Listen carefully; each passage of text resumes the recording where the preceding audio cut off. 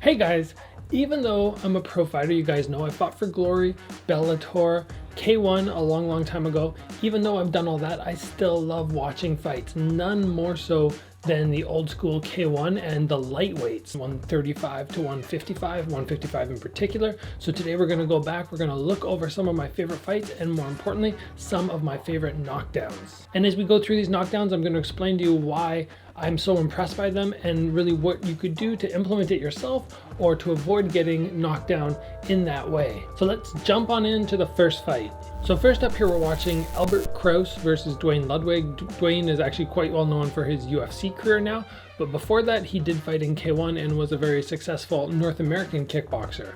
Now if we look right here, we're just going to be looking at clips. If we look at this clip, when Dwayne's moving around here and he ends up getting a hold of Albert Kraus with the clinch, he doesn't do a good job of protecting his jaw. He lets his head lift up and you can see right here that he gets clubbed down for it. He gets beaten there because as he takes control of the neck, he doesn't pull his own head in to protect himself. He leaves that exposed and Albert Kraus is able to exploit that. Let's take a look at that one more time here. How about in slow motion? We'll do slow motion here. All right, so he reaches forward. He's keeping his chin tucked, but not his head close to his opponents. And that's the risk you run when you take control of the neck. If your head is not close, the guy can still get good leverage on the punch. Whereas when you pull your head very tight, it's very hard to get a lot of power here as opposed to out here. Now that one by no means is the prettiest knockdown ever. It's just more just sort of clubbing away, but it stresses the importance of keeping your chin and your head in the correct positions when you're taking control in the clinch, especially if you're fighting somebody whose boxing or hands are as good as Albert Kraus's.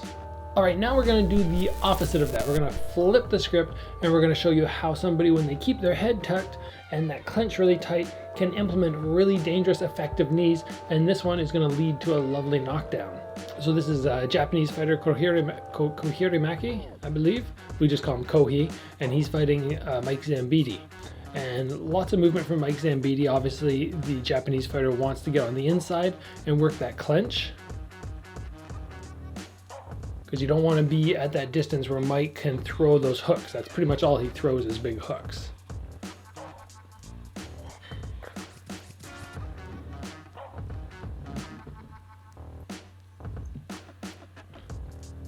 All right, so right here, as soon as he takes control, you can see Mike is throwing at him, but he keeps his chin so tight and his head in a good position where he's not gonna get caught. And he keeps throwing those knees until one lands on the jaw.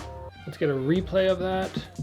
So he hits once, he takes shots, but he's keeping Mike's head pulled down as well, which is also making it very difficult for Mike to get off proper shots. Whereas when Albert Kraus was fighting Ludwig, Dwayne didn't really pull him out of position as well. He was able to stay fairly structured and gain power through those punches.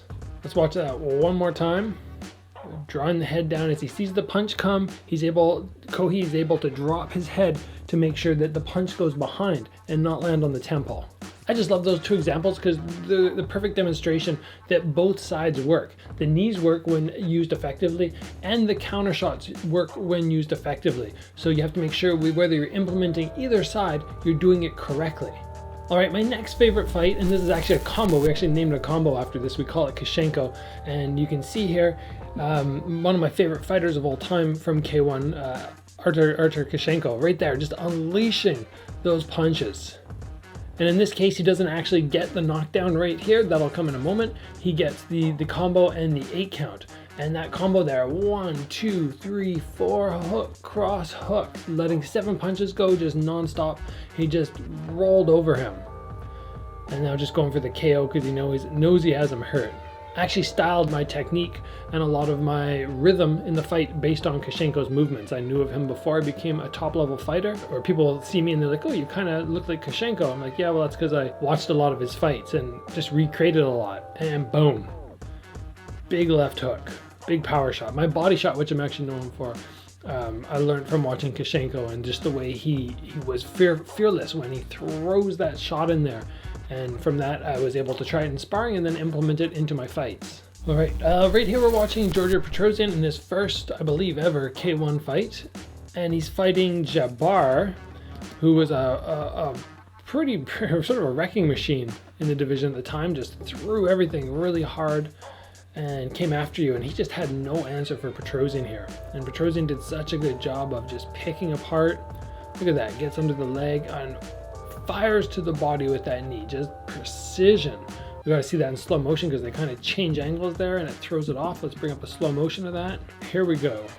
Chops that inside leg and just throws the knee. And the part I really like about this is when he throws that knee, the overhand is coming. That happens a lot in this fight. Dzhabar is trying to land that punch on him, and Petroysan just covers up with a long guard and throws the knee and is able to catch him as a result.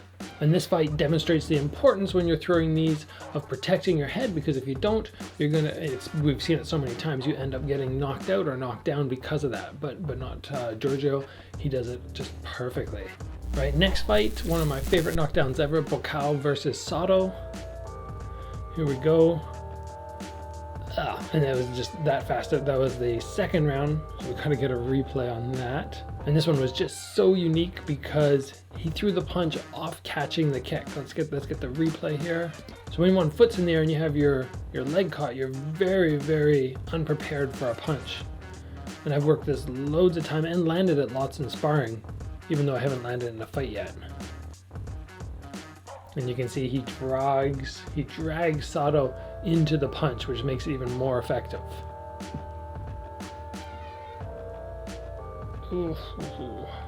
All right, guys, next up is me versus Lerdsila. Now, I really like this knockdown because it's one of those demonstrations that Thais don't like unorthodox techniques. And Lerdsila, at this point and in the future, was considered by many to be one of the most evasive. Actually, I think Joe Rogan did a show calling him the most evasive champion ever. And when I went into this fight, Lerdsila was on a crazy winning streak.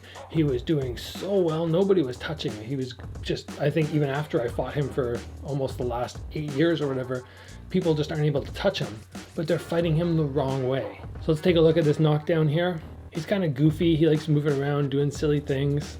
And here we go. Landed a nice little shot. Throws the leg. I get the check, and I come around with the spinning back fist. And they didn't call it a knockdown, which was incorrect, because we can go and look at the slow motion here.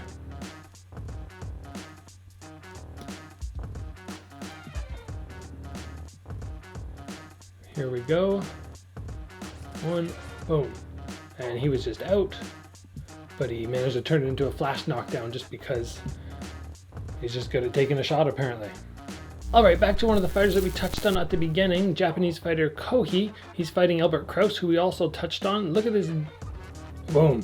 Look at that knee. That is just beautiful. Let's go back and rewind one more time here.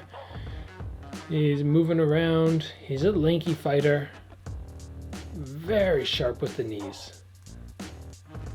Faking them all the time. Oh, one right there just missed, and just a straight jump. Let's watch that slow motion. Here we go. Straight up. Just couldn't even see it coming. He just gets that extra little bit of height, little pop through the calf at the end, and just clips the jaw. He did that with front kicks too. He just clips the jaw. If you haven't seen my video, Best K-1 Knockouts, you can just go up here, check out the link, and I have one there where he lands a front kick to the jaw, and it's just crisp. It's beautiful. And guys, last but not least, Andy Souwer, legend in the sport. Again, one of my role models for keeping your hands tight to your head. You can see here he's actually fighting a boxer, and he'd already been knocked down at this point. You see how tight his hands are and how important it is when you're in a combo to keep those hands tight right to the head. Any little space with an opponent who's pretty good, and they're gonna find it. And that's what we're gonna see here in a moment. So they're throwing the bombs back and forward, get into a tight exchange. One guy has his jaw up, one guy has his jaw down, and that's it. Kaboom. Let's watch that one more time. They're ripping away on each other. They both start throwing.